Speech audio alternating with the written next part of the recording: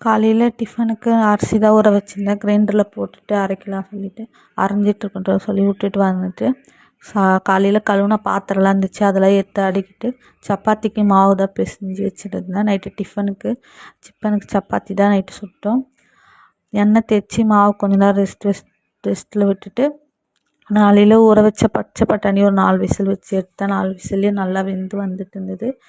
அதே குக்கர்லேயே குருமா குழம்புக்கும் தாளித்து விட்டுட்டேன். எண்ணெய் ஊற்றி பட்டை லவங்கம் எல்லாம் போட்டு வெங்காயத்தை மட்டும் வதக்கிட்டு தக்காளியை அரைச்சி ஊற்றிருந்தேன். தேங்காய் எல்லாம் அரைச்சி ஊற்றி குருமா குழம்பு வச்சுருந்தேன். எங்கள் சித்தி பசங்க வந்திருந்தாங்க, தீபா தேவிகா. அவங்களும் என் கூட ஹெல்ப் பண்ணாங்க. நான் தட்டி கொடுத்தா அவங்க வந்து சப்பாத்தி சுட்டு கொடுத்தாங்க. எங்கள் சித்தி பசங்க எங்கள் வீட்டு பக்கத்தில் தான் இருக்காங்க. அடிக்கடிக்கு என் கூட வந்து இந்தமாரி சின்ன சின்ன ஹெல்ப்லாம் பண்ணுவாங்க. அவங்களும் சாப்பிட்டுட்டு வீட்டுக்கு கிளம்பிட்டாங்க. சப்பாத்தி நல்லா சாஃப்டாக இருந்தது, குருமாவும் நல்லா இருந்தது.